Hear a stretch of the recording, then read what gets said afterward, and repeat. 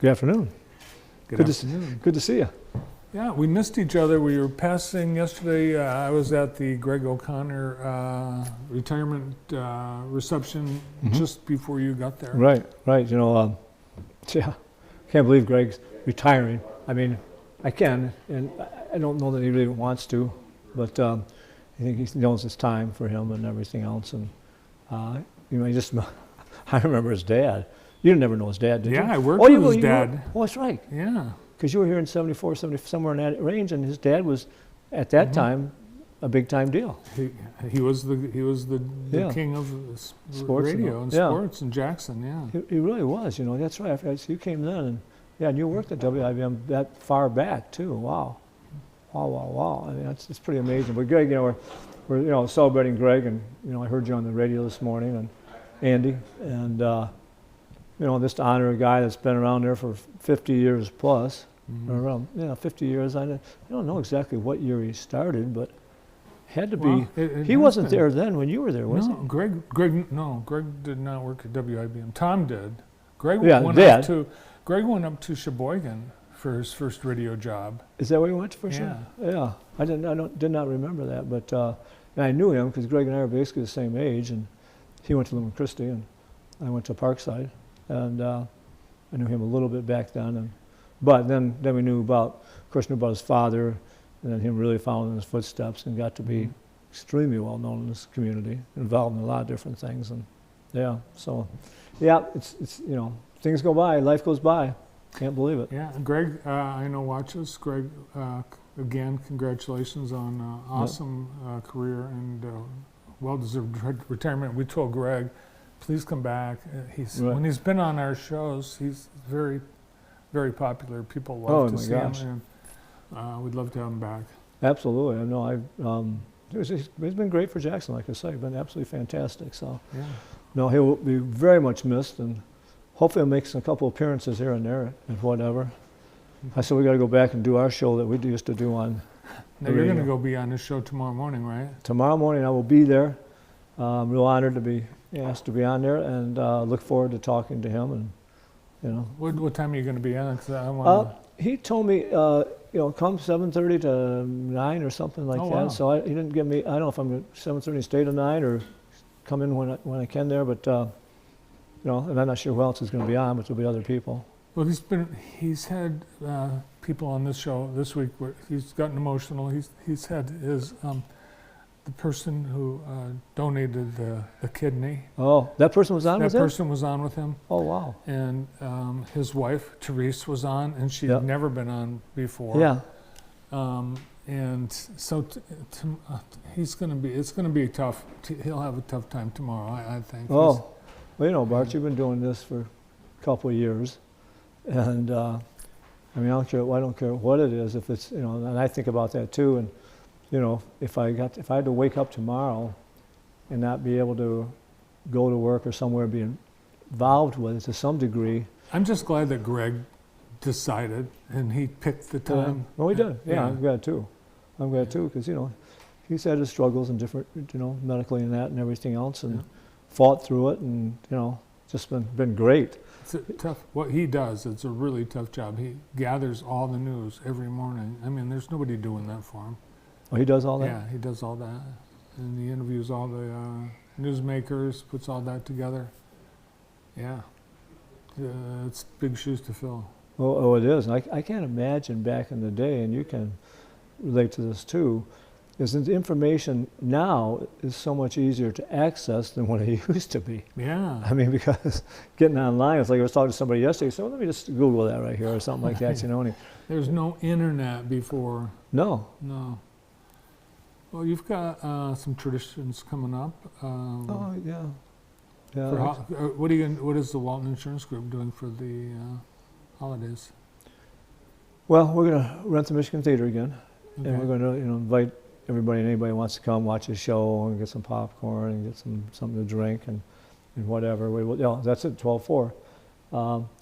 Santa Claus movie, and we get a pretty good turnout at that usually. Pretty much almost fill the place up, and come down and see the new Michigan Theater, which is obviously really cool place, and definitely come down for that. And that's our that's our big deal, you know. I mean, of course, years ago, people used to always come through our walkthrough. I wish we still did that. One of the COVID things. We might be still doing it today if we didn't have COVID, you know, but we couldn't do it back then when we did that.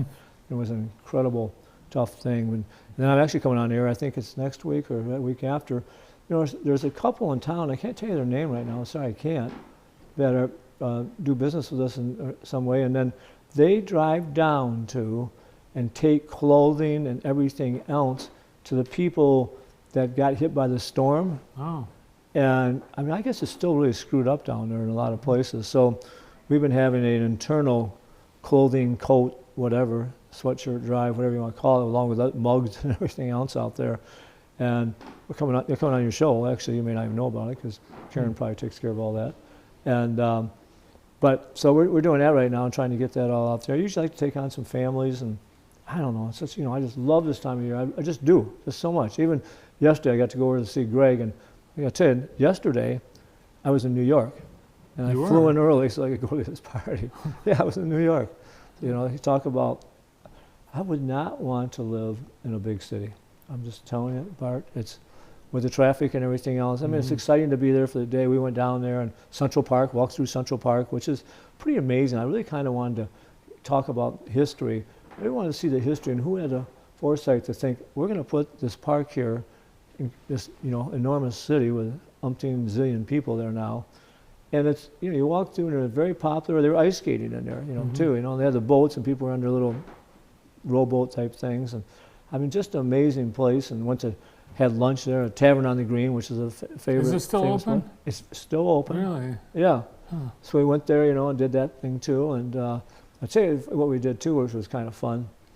So we picked a show to go see. And, you know, one of the greatest entertainers probably ever was Michael Jackson. And we went and saw the Michael Jackson show at the Paul Simon Theater. You know, so it's pretty special to see, you know, they had obviously the people that were like Michael and could dance like that and sing well and everything else. And then talk about the story. It's not only the songs, it's about his story and the pressures he went into and his father relationship and some of the other things there. So, I mean, it was just fun to walk around. It's just, you think about it, just people everywhere. And we went out for dinner on Tuesday night, and we got after the show, and Tuesday night, 9:30, 10 o'clock, went out and had something to eat, and the place was packed, you know, just packed. You know, so I haven't been to New York for 20 years probably. City never sleeps. The city that never sleeps. City that never sleeps, that's right, right. But, because when you lived out east, you grew up out east. I grew up in Vermont, which only made, while I was a kid, only made a couple trips to New York City, and it was very intimidating. Yeah. Yeah.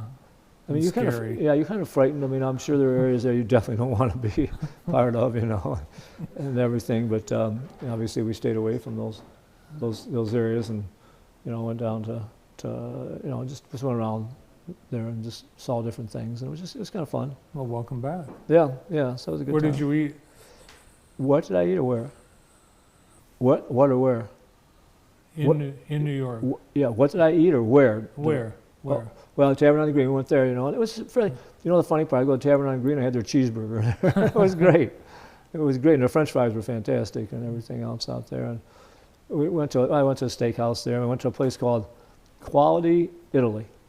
It's called Quality Italy, and I guess they've got like 4 of them or something like that. It was really happening place, good. It was good, I wouldn't say it was great, but it was good, and not just people, and, you know, just kind of an exciting place. And that was pretty much, and we had pizza. The guy said, we had a taxi guy said, best pizza in New York.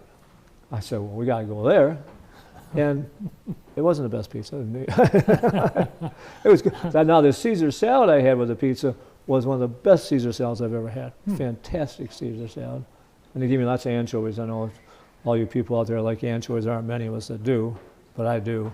And but it was an old building. You know, the cool thing about big old cities is you got these little places that are walk in and, you know, kind of like even looking at the ceiling here and like old houses and stuff for restaurants. Yeah, they made them the restaurants and that, so it was fun. Nice. Well, welcome back. We've got you are helping families with winter clothing, and you're doing a drive. Oh yeah. You've done this several years. Right. Yeah, we're doing that too. I mean, I don't know, it breaks my heart when I think about kids, and I know sometimes when Lisa was teaching and that, and some kids come to school when it's cold out and they don't have socks and whatnot. You don't have socks. I mean, what the heck? Why can't we do that? And I'm trying to do that. I mean, go home, go through your. I've got, I'm a coat guy. I really like coats. I probably still only wear 10 of them, and I probably have 30 of them, or more, of type things. And I said, gee, why don't I get rid of this stuff and just to help these poor people. So people can bring used coats? Oh, absolutely. As long as they're in good shape and washed, All right. whatever else, absolutely. Bring whatever. In fact, we've been getting a fair amount of that stuff there, and bring that in, and we try to distribute, and we try to figure out where.